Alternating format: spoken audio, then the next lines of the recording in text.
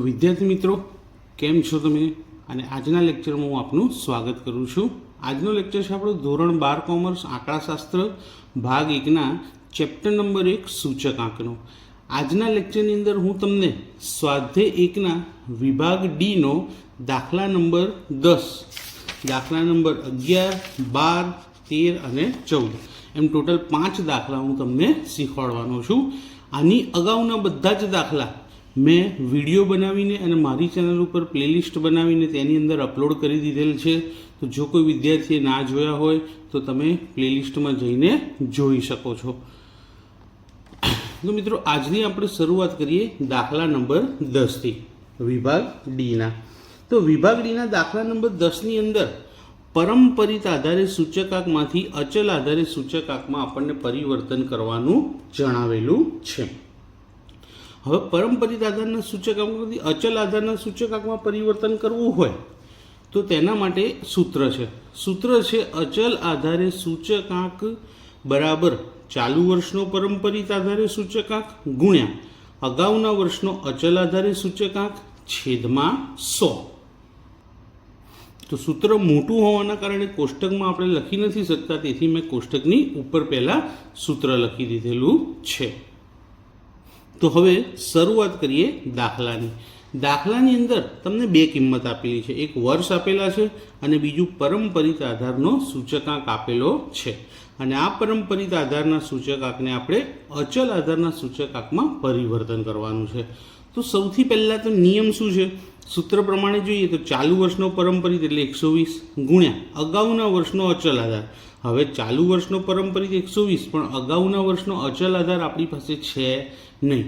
તો જ્યારે પણ તમારે પરંપરિતમાંથી અચલ આધારના સૂચકાંકમાં પરિવર્તન આવે તો એનો નિયમ છે કે પહેલો સૂચકાંક જે હોય તેનો તે જ લખી દેવાનો, કોઈ પણ ગણતરી કર્યા વગર.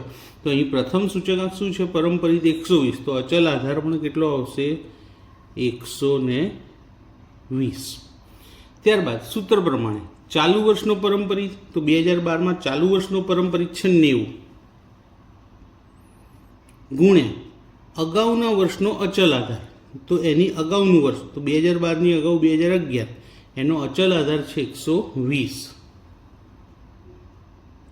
છેદમાં આવશે 100. 2 શૂન્ય ઉડી જશે, 12 9 108.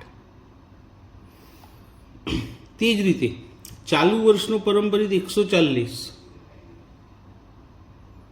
એની અગાઉના વર્ષનો અચલ આધાર 108 છેદમાં 100. તો 140 ગુણ્યા 108 ભાગ્યા 100, 151.2. એ જ રીતે ચાલુ વર્ષનો પરંપરિત 125, અગાઉનો અચલ આધાર 151.2 છેદમાં 100. તો ગુણાકાર, અને ગુણાકાર કર્યા પછી તેને 100 વડે ભાગાકાર, તો જવાબ આવશે 189. તો દાખલો એકદમ સરળ હતો. દાખલા નંબર 10 પૂરો થઈ ગયો. પરંપરિતમાંથી અચલમાં ફેરવી દીધું. હવે જોઈએ દાખલા નંબર 11. દાખલા નંબર 11ની અંદર મિત્રો તમને શું કીધું છે કે પરંપરિત આધારે સૂચકાંક શોધવાનો છે.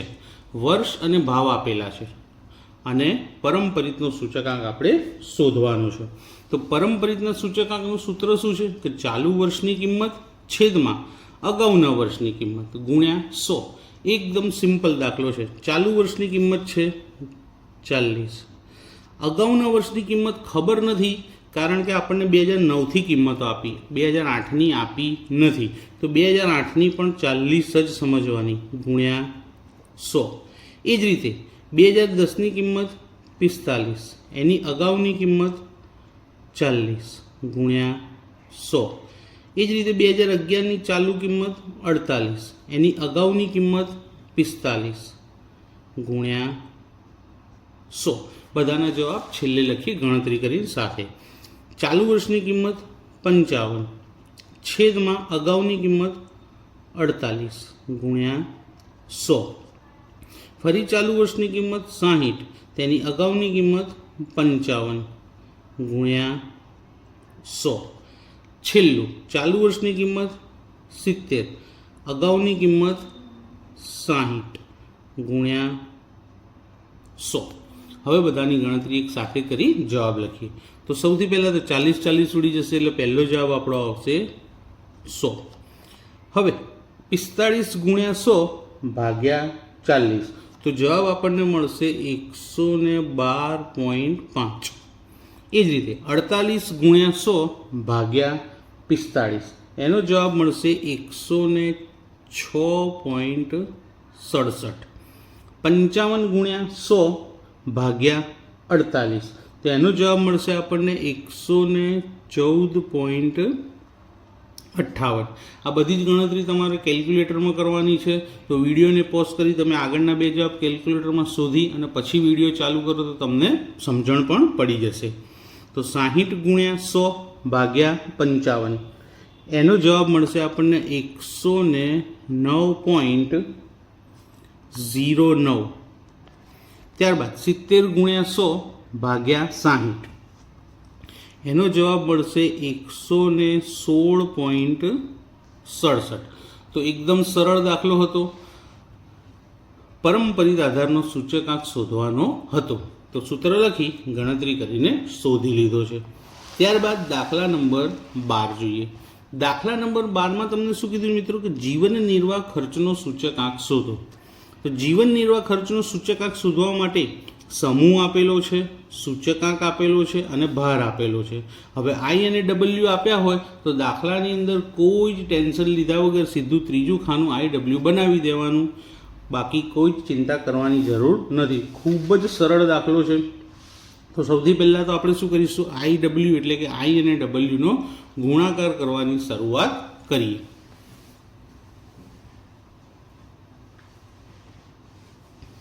સૌ પ્રથમ પહેલો ગુણાકાર 247 ગુણ્યા 44. પહેલા બેનો ગુણાકાર 247 ગુણ્યા 44, 10,868. ત્યારબાદ 167 ગુણ્યા 20, 3,340. ત્યારબાદ 259 ગુણ્યા 16, 4,144. 196 ગુણ્યા 6, 1,176. તે જ રીતે 212 ગુણ્યા 10, 2,120. અને 253 ગુણ્યા 4, 1,012. હવે આવા દાખલાની અંદર આપણે ફક્ત બે ખાનાનો જ સરવાળો કરવાનો હોય, એક ડબલ્યુનો અને એક આઈ ડબલ્યુનો. તો ડબલ્યુનો સરવાળો કરવાથી આપણને મળશે 100 અને આઈ ડબલ્યુનો આ બધી જ કિંમતોનો કેલ્ક્યુલેટરમાં સરવાળો કરતાં આપણને જવાબ મળે છે 22,660. હવે આ જે જવાબ મળ્યા સિગ્મા ડબલ્યુ સિગ્મા આઈ ડબલ્યુ, એને આપણે સૂત્રમાં મૂકીએ કે જીવન નિર્વાહ ખર્ચનો સૂચકાંક બરાબર સિગ્મા આઈ ડબલ્યુ છેદમાં સિગ્મા ડબલ્યુ. અગાઉના લેક્ચરમાં ઘણી બધી વખત તમે આ સૂત્રનો ઉપયોગ પણ કર્યો છે અને આ દાખલા પણ શીખેલા છે.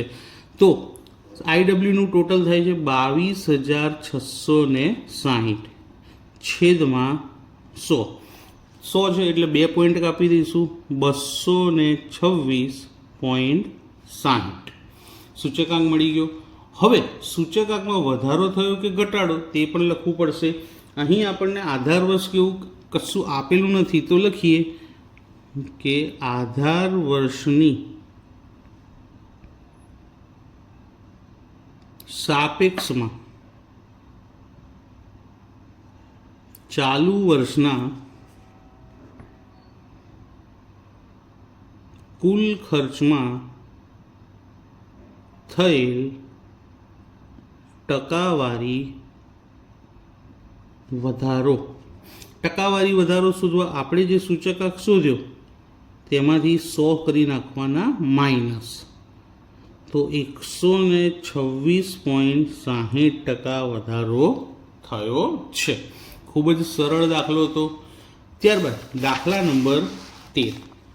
દાખલા નંબર 13ની અંદર તમને સિગ્મા P1 Q0 જેમ સિગ્મા P0 Q0 બરાબર 5:3 આપેલા છે અને સિગ્મા P1 Q1 જેમ સિગ્મા P0 Q1 બરાબર 3/2 આપેલા છે અને આ ત્રણેય પ્રકારના સૂચકાંક આપણે શોધવાના છે. ખૂબ જ સરળ દાખલો છે.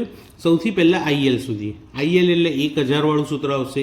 તો આઈએલનું સૂત્ર લખીએ કે આઈએલ બરાબર સિગ્મા P1 Q0 છેદમાં સિગ્મા P0 Q0 ગુણ્યા 100.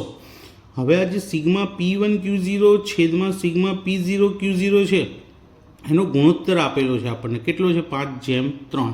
તો આનો જવાબ લખીશું 5/3 અને ગુણ્યા કેટલા છે? 100. 100 પંચા 500, 500 ભાગ્યા 3, 166.67. આઈએલ મળી ગયો. એ જ રીતે હવે આપણે શું શોધવાનું છે? આઈપી. આઈપીનું સૂત્ર 1101 વાળું. તો સિગ્મા P1 Q1 છેદમાં સિગ્મા P0 Q1 ગુણ્યા 100. હવે આનો પણ ગુણોત્તર આપણને આપેલો છે. કેટલો છે? 3/2. તો આની જગ્યાએ લખી દઈશું 3/2 ગુણ્યા 100. 100 તરી 300, 300ના અડધા કરો તો 150. તો આઈપી પણ મળી ગયો. હવે આ આઈએલ અને આઈપીની મદદથી આઈએફ મળી જશે. તો આઈએફનું નાનું સૂત્ર આવશે કારણ કે બંને સૂચકાંક શોધી લીધા, આઈએલ અને આઈપી. તો આઈએલની કિંમત છે 166.67 ગુણ્યા આઈપીની કિંમત છે 150. હવે બંનેનો આપણે ગુણાકાર કરીશું અને પછી વર્ગમૂળ શોધી લઈશું. તો બંનેનો ગુણાકાર આવે છે 25,000.5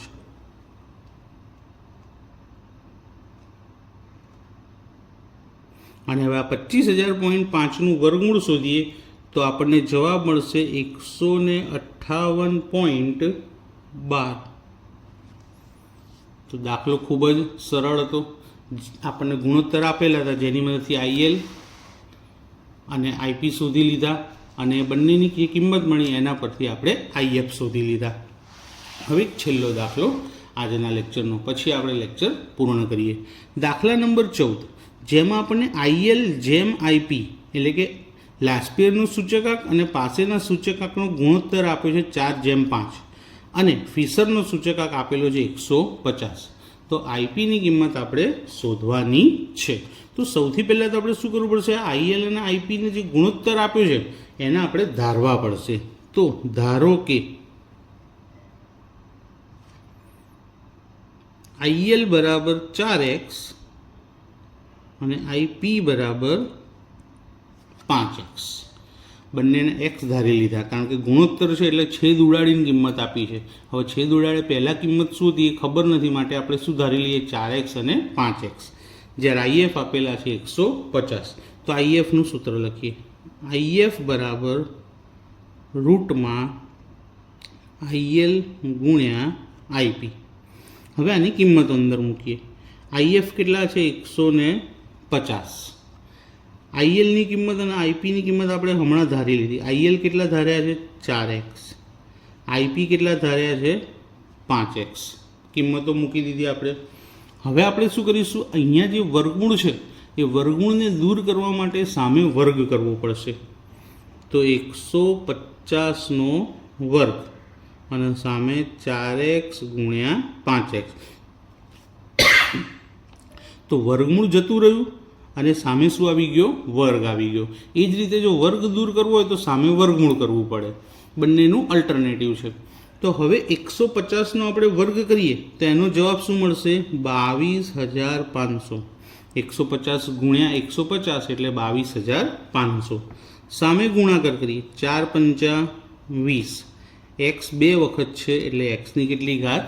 2 ઘાત. ગુણાકાર વખતે ઘાત વધે અને સરવાળા વખતે સહગુણક વધે છે.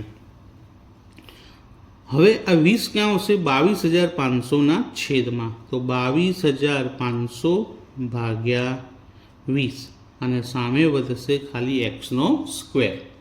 હવે આનો ભાગાકાર કરીએ આપણે. શૂન્ય તો ઉડી જવાની. હવે ભાગાકાર કરીએ તો એક્સ સ્ક્વેર બરાબર આ 2250 ભાગ્યા 2 કરીશું તો જવાબ આવશે 1125.